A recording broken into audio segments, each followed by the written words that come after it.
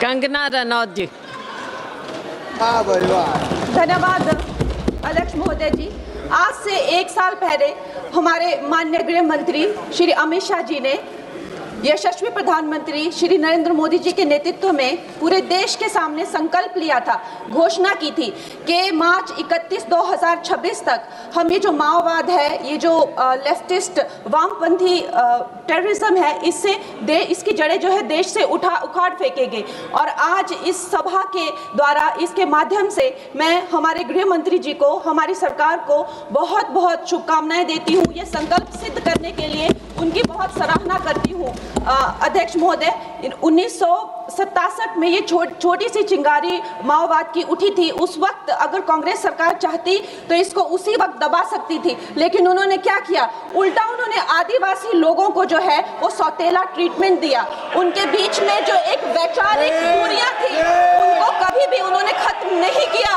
और जब ये माओवाद की समस्या हम उनके सामने आई तो जैसे मेरे भाई संबित पात्रा ने पूरे देश के सामने आज बताया कि सोनिया जी और राहुल गांधी जी की वामपंथी सरकार प्लस उनके वामपंथी सलाहकार प्लस उनके जो वामपंथी मित्र और ये वामपंथी टेररिस्ट और इनको जो भी जितने भी फंडिंग होती थी, जो भी इनके हथियार होते थे, गोला बारूद होते थे, वो उन लोगों से आते थे जिनके साथ ये कांग्रेस की सरकार उठती बैठती थी। तो हम लोग क्या अपेक्षा कर सकते हैं? क्या कोई समझौता इनके बीच और वामपंथी उग्रवादियों के बीच हो सकता था? नहीं हो सकता था।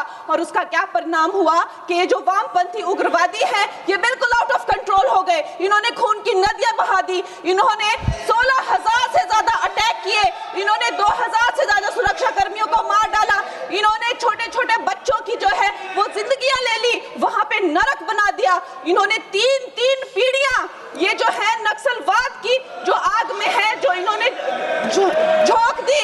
और जब इसके अंधेरे में पूरी तरह से जो ये क्षेत्र है जो डूब गए, जिन छोटे छोटे बच्चों के हाथ में लैपटॉप और कलम होनी चाहिए थी उनके हाथों में इन्होंने बंदूकें दे दी। अध्यक्ष महोदय, इन्होंने जब पूरी तरह से उनका भविष्य खत्म कर दिया तो पूरी तरह से अंधकार में तो अपना हाथ झटक लिया। इनको रेड कॉरिडोर बोल के, नो गो जोन बोलकर जो है पूरे देश में बदनाम कर दिया। हम भी फिल्म इंडस्ट्री में हम सोचते थे कि इतने अच्छे जंगल हैं, वहां जाके कोई गांव की शूटिंग करते हैं, अच्छा कोई गाना बनाते हैं, लेकिन उस टाइम की जो व्यवस्था है वो क्या कहती थी, अरे ये जो आदिवासी लोग हैं ये बड़े ही उग्र होते हैं, ये देश के साथ नहीं रहना चाहते, वहां शूटिंग मत करिए। खुद की असफलता छुपाने के लिए इन्होंने पूरे देश से जो है आदिवासी समाज को इन्होंने आइसोलेट कर दिया। लेकिन हमारे प्रधानमंत्री श्री नरेंद्र मोदी जी कहते हैं कि रात चाहे कितनी भी लंबी हो वो रात ही है, सवेरा होना निश्चित है।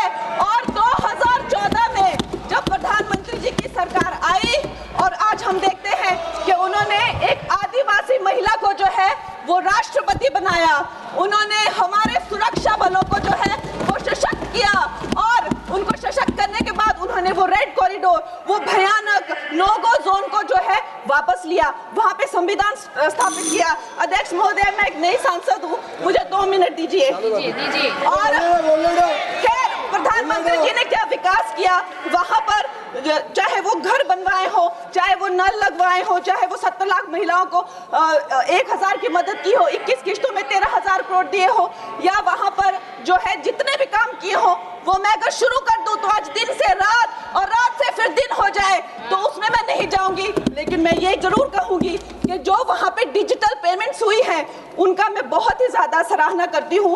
उससे जो नक्सलियों का जो वित्तीय नेटवर्क है वो टूटा है, जो वो वसूली का काम करते हैं वो टूटा है, जिससे वो खोखले हुए हैं। उसके साथ में सबसे सराहनीय काम जो किया है वो मैं कहूंगी विकास और विश्वास के साथ जो हमारी सरकार ने इसको जोड़ा है।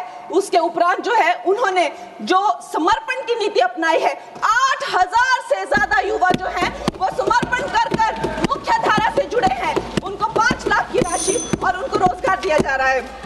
महोदय जी, मेरे पास कहने के लिए तो बहुत है लेकिन मुझे बहुत ही कम समय मिल रहा है। सदन के पास समय नहीं है। इस तरह की नीति हमने दोगो में भी अपनाई है और वहाँ भी बोडो में, आसाम में भी 10,000 से ज्यादा लोगों ने समर्पण उल्लंघन किया है। और मैं अंत में अध्यक्ष महोदय जी, मैं यही कहना चाहूंगी कि गृह मंत्री जी ने और प्रधानमंत्री जी ने पूरे देश में यह संदेश दिया है कि ये देश बंदूक की नोक से नहीं चलेगा, ये देश संविधान से चलेगा।